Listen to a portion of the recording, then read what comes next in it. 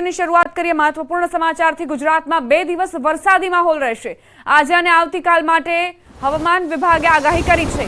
હવામાન વિભાગે આ વરસાદની આગાહી કરી। આજે ગુજરાતના 11 જિલ્લામાં વરસાદની પૂરેપૂરી સંભાવનાઓ। વલસાડ, દાહોદ, છોટાઉદેપુર, નર્મદા, આણંદ, નવસારી, સુરત, ભરૂચ, અમરેલી, ભાવનગર, ગીર સોમનાથ ઉપરાંત દાદરાનગર હવેલીમાં વરસાદ થઈ શકે છે।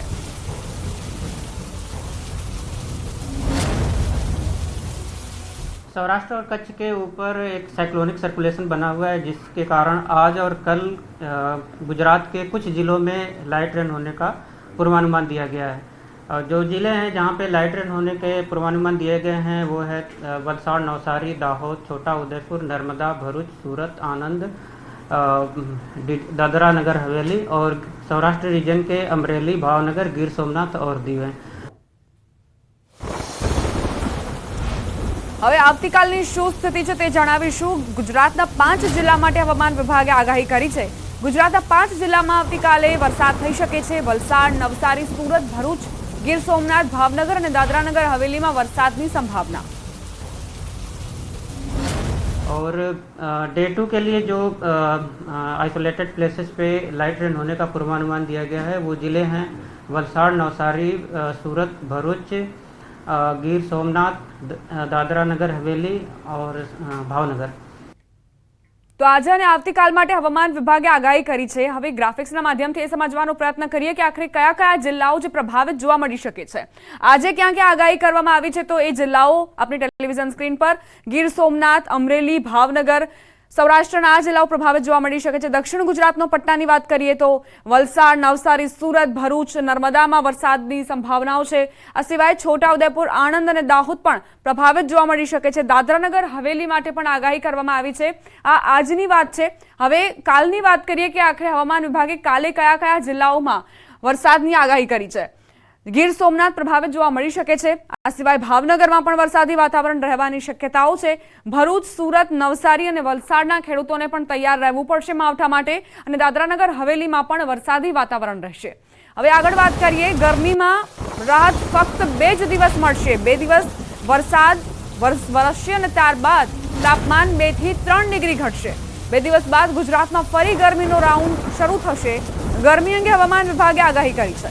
2 દિવસ બાદ 2 થી 4 ડિગ્રી તાપમાન ઉંચકાશે। 15-16 એપ્રિલે કચ્છ સૌરાષ્ટ્રના કાંઠા વિસ્તારમાં ઉકળાટ ભર્યું વાતાવરણ રહેશે। तो मैक्सिमम टेम्परेचर आने वाले 2 दिनों में 2 से 3 डिग्री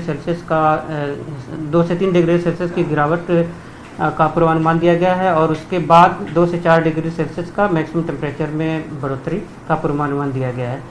और कोस्टल एरिया की बात करेंगे तो डे 4 और डे 5 में यानी 15 और 16 तारीख को डिस्कम्फर्ट कंडीशन बनी रहेगी सौराष्ट्र और कच्छ के कोस्टल एरिया में।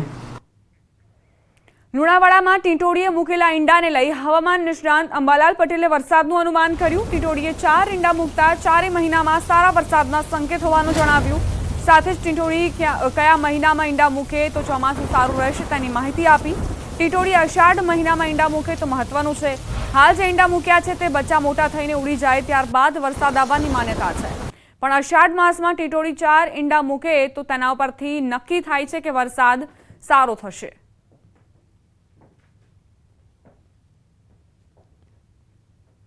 અને અત્યારે જે ટીટોડી ઈંડા મૂકશે ત્યારે એના બચ્ચા આવશે અને આ બચ્ચા જે છે ઉડી જશે પછી વરસાદની શક્યતા રહેતી હોય છે। કારણ કે અત્યારે જ્યાં સુધી ટીટોડીના બચ્ચા મોટા થઈ ઉડી ન જાય ત્યાં સુધી ચોમાસું વરસાદ આવવાની શક્યતા ઓછી। પણ અષાઢ માસમાં ટીટોડી ઈંડા મૂકે તો એનું મહત્ત્વ ગણાય છે। ટીટોડી ઈંડા ક્યાં મૂકે છે એ અગત્યનું છે। કારણ કે જો નીચે ઈંડા મૂકે અને વરસાદ થાય તો એને ઈંડાને મુશ્કેલી આવી જાય। એટલે આ અષાઢ માસમાં ટીટોડી ઊંચાઈ ઉપર ઈંડા મૂકે તો વરસાદ સારો થાય એવું મનાય છે। સમાચાર દાહોદથી પ્રાપ્ત થઈ રહ્યા છે। સતત બીજા દિવસે માવઠું ઝાલોદ, લીંબડીના વિસ્તારોમાં વરસાદ વરસ્યો। અનેક વિસ્તારમાં ધીમી ધારે વરસાદ ખાબક્યો। કમોસમી વરસાદને લઈ આગાહી કરાઈ હતી અને તે પ્રમાણે જ વાતાવરણ દાહોદમાં। દાહોદના લીંબડી પંથકમાં ભારે પવન અને ગાજવીજ સાથે કમોસમી વરસાદ ખાબક્યો। મીરાખેડીમાં તો કરા સાથે ધોધમાર વરસાદ પડ્યો। એકાએક માવઠું પડતા લીંબડી માર્કેટ યાર્ડમાં બહાર મૂકેલું અનાજ પલળી ગયું. ઘઉં, મકાઈ, ચણા સહિતના પાકને ભારે નુકસાન પહોંચ્યું. હવામાન વિભાગે સાવચેતીના પગલાં રાખવાની સૂચના આપી હતી, છતાં પણ એપીએમસીમાં જણસી ખુલ્લામાં પડી રહી અને કોઈ પણ પ્રકારની તકેદારી ન લેવાતા તે પણ એક મોટો સવાલ છે. એપીએમસીના સત્તાધીશોની ઘોર બેદરકારીથી મહામૂલો પાક પલળી ગયો અને વેપારીઓને મોટું નુકસાન પહોંચ્યું. એપીએમસીમાં લાખો રૂપિયાનું નુકસાન થયું છે આ કમોસમી વરસાદ પડવાને કારણે, કેમ કે માલ બધો બહાર પડ્યો હતો. અચાનક વરસાદ આવવાને કારણે માલ પલળી ગયો છે. કમોસમી વરસાદથી અંદાજે ઘઉં પલળી ગયા છે, મકાઈ પલળી ગઈ છે, ચણા બી પલળી ગયા. બહાર બધો માલ પડ્યો હતો, એટલે બધો માલ પલળી ગયો છે. એના માલનો ઢગલો કરવો પડશે, એટલે બધી મજૂરીથી માલને બધું નુકસાન થયેલું છે. સુરેન્દ્રનગરમાં ઉનાળુ પાકનું મબલક ઉત્પાદન થતા ખેડૂતોમાં ખુશી છવાઈ. છેલ્લા 3 વર્ષથી સરેરાશ ઉનાળુ વાવેતર 27,000 હેક્ટર જમીનમાં નોંધાય છે, પરંતુ આ વર્ષે ઉનાળુ પાકના વાવેતરમાં 4,000 જેટલો વધારો થતા 31,000 હેક્ટર જમીનમાં ઉનાળુ પાકનું વધારે વાવેતર કરાયું છે. ઉનાળુ પાકમાં મુખ્યત્વે તલ, ઘાસચારો, શાકભાજી, બાજરી, મગફળી અને ડાંગર સહિતના પાકનું વાવેતર નોંધાયું છે. ચાલુ વર્ષે 31,000 હેક્ટર કરતાં વધુ જમીનમાં તલનું ઉત્પાદન થતા ખેડૂતોને સારા ભાવ મળવાની આશા બંધાઈ છે. અમે અત્યારે ઉનાળુ પાકમાં તલનું વાવેતર કર્યું છે અને એ તલનું અત્યારે પાણી પાવાનું, અત્યારે દવાનું એવું નીંદવાનું એવું કામ ચાલી રહ્યું છે અને આશા છે કે સારા ભાવ મળે અમને, તો અમારા ખેડૂતને સારું વળતર મળે. સુરેન્દ્રનગર જિલ્લાની વાત કરીએ તો સામાન્ય રીતે ઉનાળુ વાવેતર 27,000 હેક્ટર આજુબાજુ થતું હોય, 27,000-28,000 હેક્ટર, જેમાં ઉનાળામાં પિયતની જ્યાં સગવડ હોય છે તે તલ છે, બાજરી છે, ઘાસચારો, શાકભાજી વગેરે પાકોનું વાવેતર થતું હોય છે. આપણે આ વર્ષે જોઈએ તો આ વર્ષે 31,000 હેક્ટર જેટલું વાવેતર થયું છે, જેમાં મુખ્યત્વે તલનું વાવેતર વધારે થયું છે. પંચમહાલ જિલ્લામાં ખેડૂતો ખેતી સાથે મહુડાના ફળ ફૂલ વેચીને પણ પોતાનું ગુજરાન ચલાવે છે, પરંતુ બદલાતા વાતાવરણની અસર મહુડાના ફૂલ અને ફળ પર થતા તેમાં પણ ખેડૂતોને નુકસાન ભોગવવાનો વારો આવ્યો. માર્ચ અને એપ્રિલ માસમાં રાત્રે ઉજાગરા કરી મહુડાના ફૂલ વીણી એકત્રિત કરતા હોય છે, ત્યારબાદ સુકવણી કરી દુકાનમાં વેચાણ કરતા હોય છે. ગત વર્ષની સરખામણીમાં આ વર્ષે માંડ 25% મહુડાના ફૂલની આવક જોવા મળી, જેથી ખેડૂતો પર પડતા પર પાટું જેવી સ્થિતિ સર્જાઈ. મહુડાના ફૂલમાંથી આવક થવાની આશા પર પણ પાણી ફરી વળ્યું.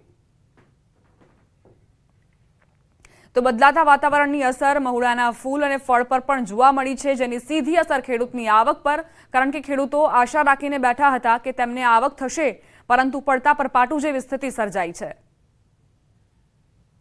ઝાડ છે અને ઝાડની અંદર ફળ ફૂલ આવે છે, એને અમે વીણી વેચીને અમારું ગુજારણ ચલાવી શકીએ છીએ.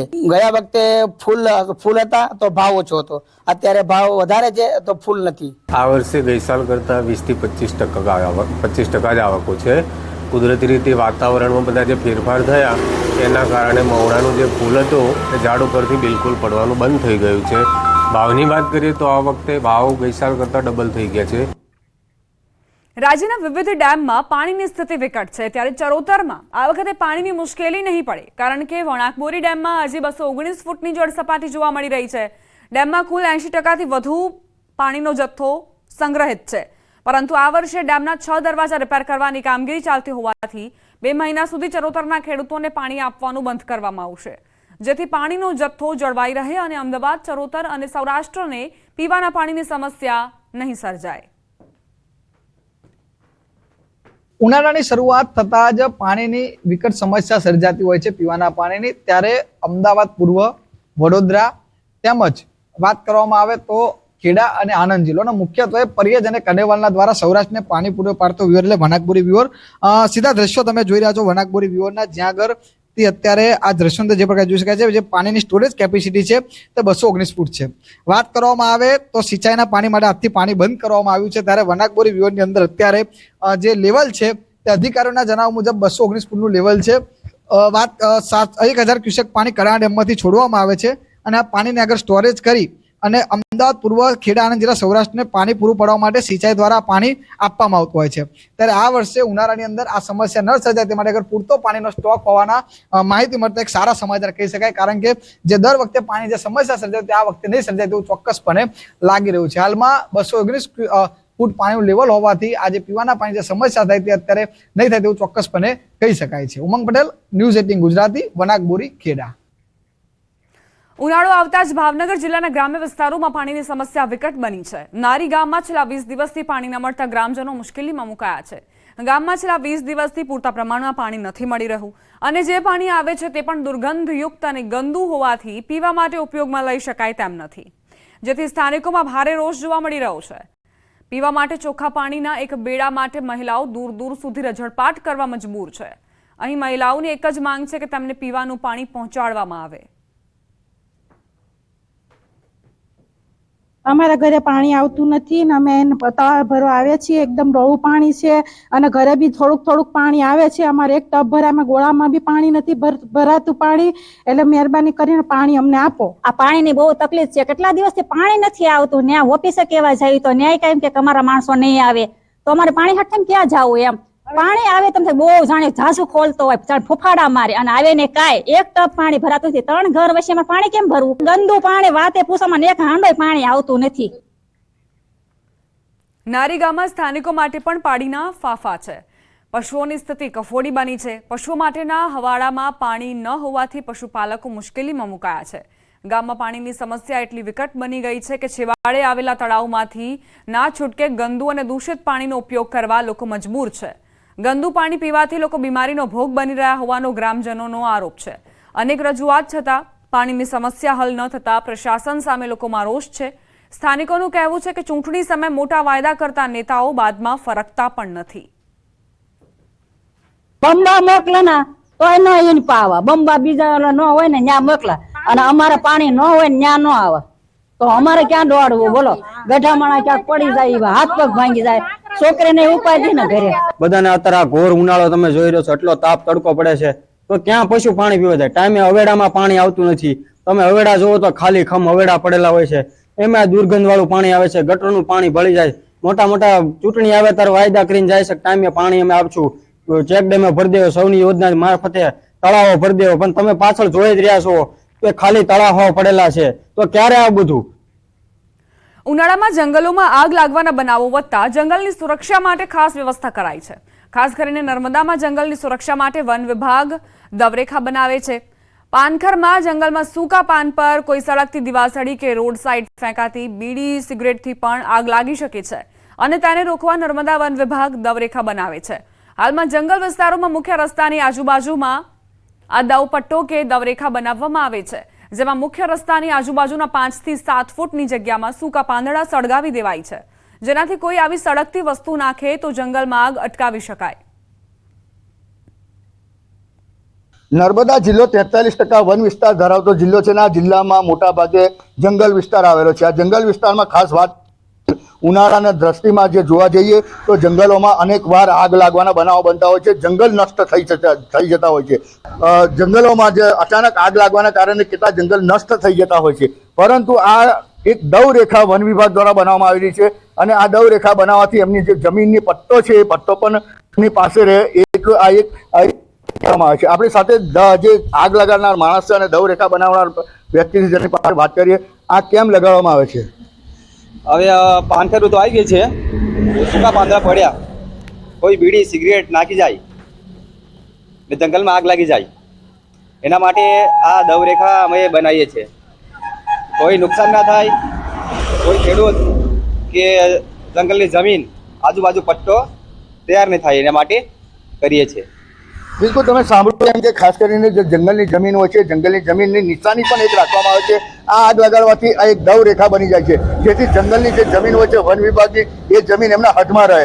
બીજી વસ્તુ કે જે જંગલ નષ્ટ થઈ જતા હોય છે, જે પાનખર ઋતુમાં પાનો અત્યારે સુકાઈ ગયા હોય છે અને ઉનાળામાં અચાનક આગ લાગવાને કારણે કેટલા જંગલો નષ્ટ થઈ જાય છે, ત્યારે આ દવરેખા લગાડવાથી જે જંગલોમાં અચાનક જે આગ લાગે છે તે પણ લાગતી નથી. એટલે કહી શકાય કે જે વન વિભાગ દ્વારા જે આ જે દવરેખા બનાવવામાં આવી રહી છે એ ખરેખર એક સરાહનીય બાબત છે, કારણ કે એનાથી જંગલોનો પણ બચાવ થશે. દીપક પટેલ, ન્યૂઝ 18 ગુજરાતી, નર્મદા. હવે વાત કરવી છે ડીસાના એક એવા ખેડૂત શિક્ષકની જે ખેતી પણ કરે છે અને ઘરે વિદ્યાર્થીઓને ભણાવે પણ છે. જીતેન્દ્ર કુમાર નામના ખેડૂત પોતાના ઘરે જ નજીવી ફીમાં ટ્યુશન ક્લાસીસ ચલાવે છે. કોઈ પણ સુવિધા વિના માત્ર પતરા અને નીચે એક બોર્ડ લગાવીને અંગ્રેજીની સાથે જીપીએસસીને લગતા તમામ વિષય ભણાવે છે. જીતેન્દ્ર કુમારનું સપનું જીપીએસસી ક્લિયર કરીને સરકારી નોકરી મેળવવાનું હતું, પરંતુ સપનું પૂર્ણ ન થતા તેઓ ખેતી અને પશુપાલન સાથે સાથે વિદ્યાર્થીઓને ક્લાસીસ કરાવી વિદ્યાર્થીઓના સરકારી નોકરીના સપનાઓ પૂરા કરાવી રહ્યા છે.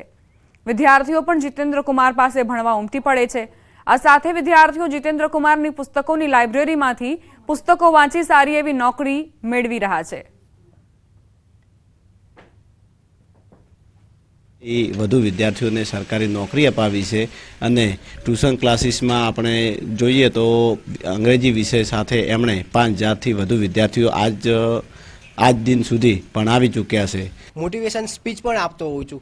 એ બધું એમના લીધે છે. અમારા સાહેબે 3 વખત જીપીએસસી પાસ કરેલી છે, બરોબર છે. તો એની અંદર એમને નિષ્ફળતા મળેલી છે.